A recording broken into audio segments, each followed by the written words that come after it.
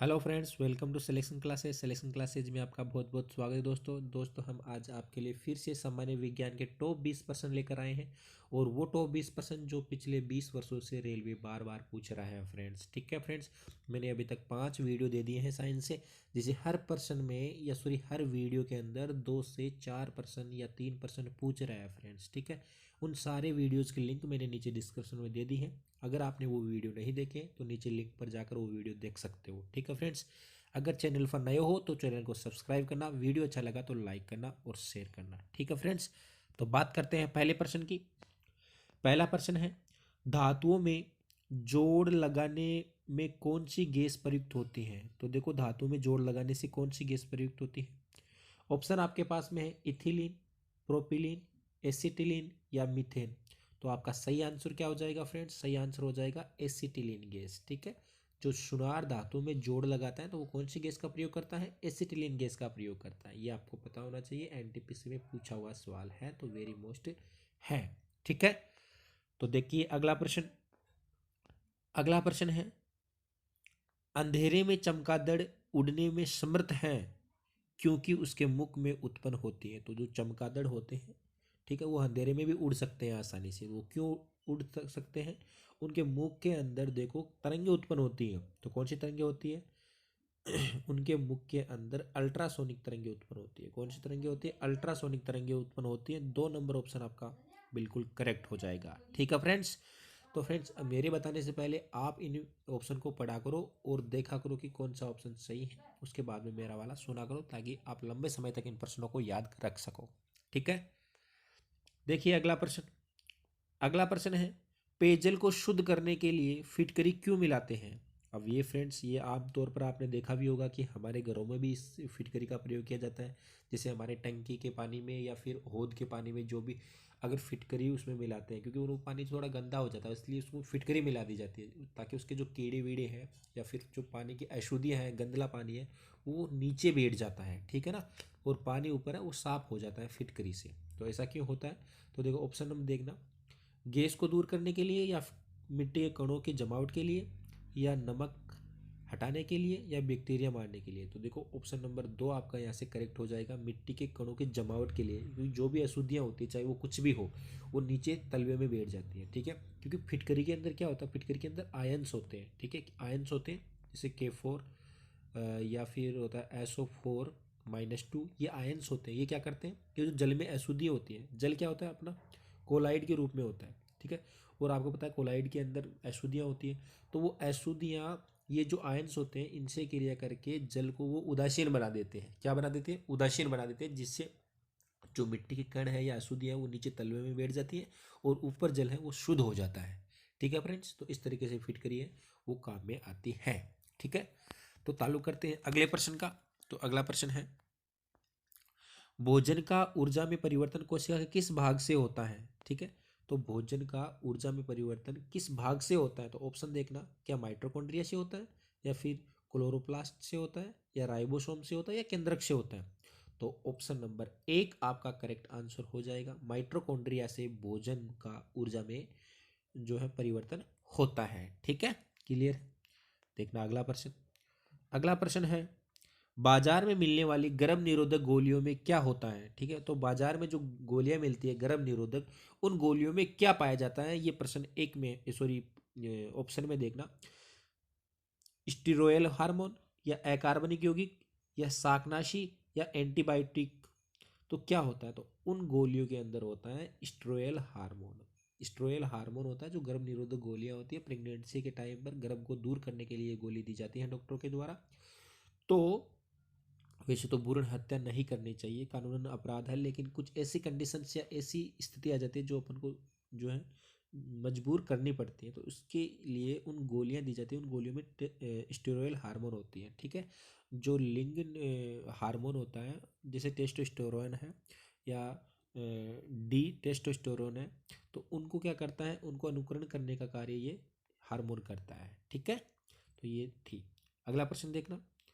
अगला प्रश्न है, पहाड़ पर चढ़ता हुआ व्यक्ति आगे की ओर झुक जाता है। तो वो आगे की ओर क्यों झुक जाता है? जैसे पहाड़ पर चढ़ रहे हैं तो अपन को थोड़ा आगे की ओर झुकना पड़ेगा, ऐसे हम डायरेक्टली नहीं चढ़ सकते, थोड़ा उसको जैसे झुकना पड़ेगा, हमारी कमर को थोड़ी झुकानी पड़ेगी पहाड़ पर चढ़ने के लिए, ठीक है। तो ऑप्शन पढ़ना, वेग अधिक करने के लिए, नहीं साहब आराम से चढ़ेंगे। धार्मिक मान्यताओं के कारण, अरे धार्मिक मान्यता क्या भाई, अब पहाड़ पर चढ़ना है। थकान के कारण, नहीं नहीं नहीं। अस्थायित्व बनाने के कारण, हाँ जी ये ऑप्शन बिल्कुल करेक्ट है। अस्थायित्व बनाने के कारण अपन पहाड़ पर चढ़ते हैं, ठीक है, ताकि हमारा बैलेंस बना रहे। करेक्ट है। देखना अगला प्रश्न। अगला प्रश्न है, मनुष्य की साधारण श्वसन दर कितनी होती है? तो मनुष्य की जो साधारण है, जनरली है, वो श्वसन दर कितनी होती है? 18 से 20 बार पर मिनट श्वसन लेता है, या 35 से 50 बार, या 15 से 18 बार, या 25 से 30 बार? नहीं साहब, मनुष्य ओनली फॉर 15 से 18 बार जो है 1 मिनट में श्वसन लेता है, ठीक है। ये आमतौर पर एक स्वस्थ मनुष्य की श्वसन दर है, ठीक है, 15 से 18 बार, ठीक है। तो अगला प्रश्न देखना।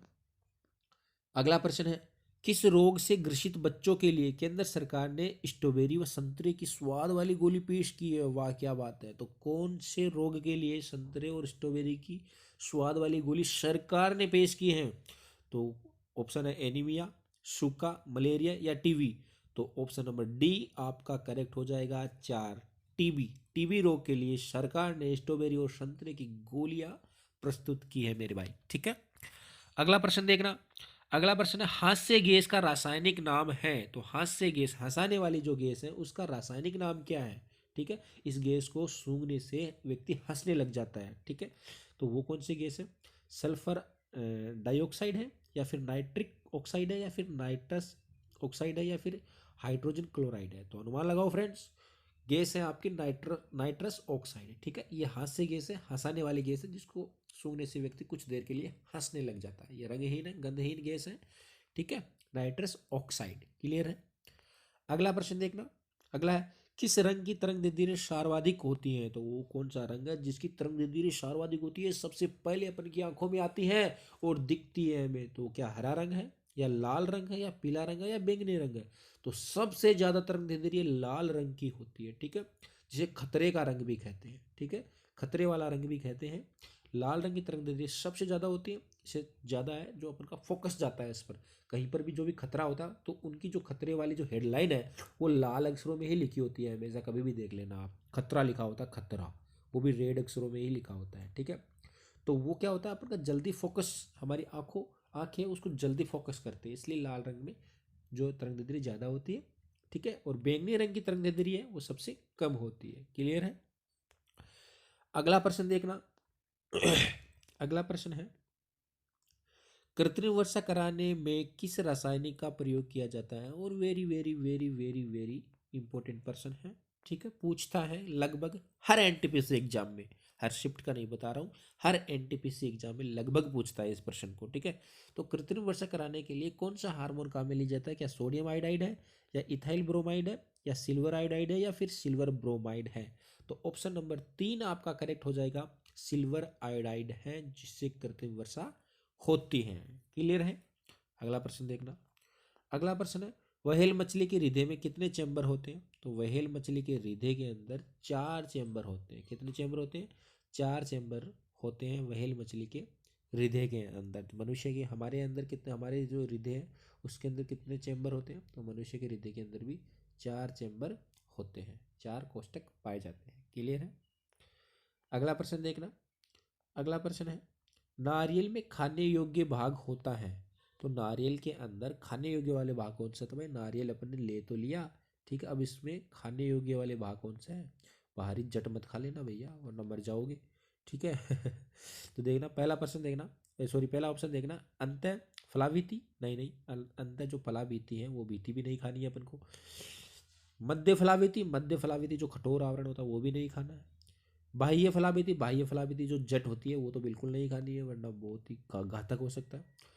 भ्रूणपोष तथा भ्रूण, हाँ ये नारियल का योग्य खाने वाला भाग है, अंदर वाला भ्रूण जो अंदर ही अंदर पाया जाता है, ठीक है, वो खाने योग्य भाग है नारियल का। क्लियर है। तो भ्रूणपोष तथा भ्रूण आपका सही आंसर हो जाएगा। क्लियर है। अगला प्रश्न देखना। अगला प्रश्न है, जल से बाहर निकालने जाने पर मछलियां मर जाती हैं। जल की रानी मछली, बाहर हाथ लगाओ डर जाएगी, बाहर निकालो मर जाएगी। तो वो है, ये जो है ये तो आपने बचपन में सुनी होगी कविता। तो मछली को बाहर निकालते ही मर जाती है। क्यों मर जाती है? ऑप्शन पढ़ना। क्या उनका शरीर का ताप बढ़ जाता है, या फिर उन्हें ऑक्सीजन अधिक मात्रा में प्राप्त होती है, या फिर वे जल से बाहर नहीं चल पाती, या फिर वो श्वास नहीं ले पाती है। तो ऑप्शन नंबर डी आपका करेक्ट हो जाएगा। अगर मछली को बाहर निकालोगे तो वह श्वास ही नहीं ले पाएगी, वह वही मर जाएगी, ऑक्सीजन उसको मिलेगी नहीं भैया। जल में ही उसको ऑक्सीजन मिलती है, जल में जो घुली हुई ऑक्सीजन होती है उसी से जो मछली है वो ऑक्सीजन लेती है। क्लियर है? ठीक है, क्लियर है। तो आगे वाला प्रश्न देखना। अगला प्रश्न है, वर्ष प्रकाश वर्ष द्वारा नापा जाता है। तो प्रकाश वर्ष किसकी मापक दूरी है? क्या दूरी है? तो किससे नापा जाता है? प्रकाश की तरंग दूरी को नापा जाता है, या फिर दूरी को नापा जाता है, या फिर प्रकाश की तीव्रता को, या फिर समय को? तो प्रकाश वर्ष दूरी को नापा जाता है, दूरिया से नापा जाता है। जो खगोलीय पिंड होते हैं उनकी जो बड़ी दूरियां होती है उनको प्रकाश वर्ष द्वारा नापा जाता है। और एक प्रकाश वर्ष बराबर आपको बता दूं होता है 9.46 गुणा 10⁻15 मीटर। ठीक है, समझ गए होंगे आप कितना होता है एक प्रकाश वर्ष बराबर 9.46 गुणा 10⁻15 मीटर होता है। और प्रकाश वर्ष किसकी मात्रक है? दूरी का मात्रक, दूरी नापी जाती है। क्लियर है? अगला प्रश्न देखना। एलपीजी का पूरा नाम है। तो एलपीजी का पूरा नाम क्या है भैया? एलपीजी का पूरा नाम देखो, लो पेट्रोलियम गैस, या लिक्विफाइड पेट्रोलियम गैस, या लिक्विड पेट्रोलियम गैस, या लेडेड पेट्रोलियम गैस। तो आपका सही आंसर हो जाएगा लिक्विड पेट्रोलियम गैस। ठीक है, लिक्विड पेट्रोलियम गैस, जिसे हिंदी में बोलते हैं संपीड़ित प्राकृतिक गैस। ठीक है, संपीड़ित प्राकृतिक गैस भी होता है। क्लियर है? एलपीजी का पूरा नाम। तो देखना आगे वाला प्रश्न। नेक्स्ट प्रश्न है, मनुष्य के शरीर का ताप होता है। तो मनुष्य के शरीर का टेम्परेचर कितना होता है, ताप कितना होता है? क्या 50 डिग्री होता है, या 97 डिग्री होता है, या 85 डिग्री, या फिर 37 डिग्री? तो आपका करेक्ट आंसर हो जाएगा 37 डिग्री मनुष्य का टेम्परेचर होता है। सामान्य मनुष्य, स्वस्थ मनुष्य होता है, उसका टेम्परेचर कितना होता है? 37 डिग्री होता है। बुखार आता है तो टेम्परेचर बढ़ जाता है, लेकिन 37 डिग्री टेम्परेचर एक नॉर्मल व्यक्ति का, नॉर्मल इंसान का होता है। ताल्लुक करते हैं अगले प्रश्न का। अगला प्रश्न आपके सामने है 1 करोड़ रुपए का। तो देखना, मीथेन अणु की आकृति होती है। तो मीथेन अणु की आकृति क्या होती है, कैसी होती है? चतुष्फलकीय होती है, या कोणीय होती है, समतलीय होती है, या फिर रेखीय होती है? तो सम चतुष्फलकीय आकृति होती है आपकी मीथेन की, एक अणु की आकृति होती है सम चतुष्फलकीय। ठीक है, तो देखना अगला प्रश्न देखना। अनुवांशिकता के जनक कहे जाते हैं। अनुवांशिकता के जनक किसे कहते हैं? वेरी वेरी इंपॉर्टेंट प्रश्न है, बहुत बार पूछ लिया है। तो ऑप्शन पढ़ना, Khurana, Lamarck, Darwin, Mendel. Mendel, तो ये साफ ऑप्शन नंबर डी आपका करेक्ट हो जाएगा, मेंडल। और इनका पूरा नाम है ग्रेगर जॉन मेंडल। ठीक है, ग्रेगर जॉन और मेंडल। ठीक है, ये ऑस्ट्रेलियाई साइंटिस्ट हैं जिन्होंने मटर के पौधों से, किससे पौधे से? मटर के पौधों से अनुवांशिकता की खोज की थी। ठीक है, उन्होंने मटर के पौधे लगाए थे और उसी के हिसाब से उन्होंने अनुवांशिकता की खोज की थी, ग्रेगर जॉन मेंडल ने। ठीक है, तो देखना अगला प्रश्न। अगला प्रश्न और लास्ट प्रश्न आपके लिए है, वेरी मोस्ट प्रश्न ये इसलिए है क्योंकि पिछली बारी जो एनटीपीसी की एग्जाम थी उसमें 5 से 6 बार इस प्रश्न को रिपीट किया गया था और गाजर का ही पूछा था। वैसे तो विटामिन आपको हर प्रकार के विटामिन का पता होना चाहिए, लेकिन खासतौर से गाजर का 5 से 6 बार पूछा था, इसलिए मैंने आपको ये प्रश्न दिया है। गाजर में कौन सा विटामिन होता है? तो क्या विटामिन ई होता है, या विटामिन ए, या विटामिन सी, या विटामिन डी? तो आपका सही आंसर क्या हो जाएगा? Vitamin A.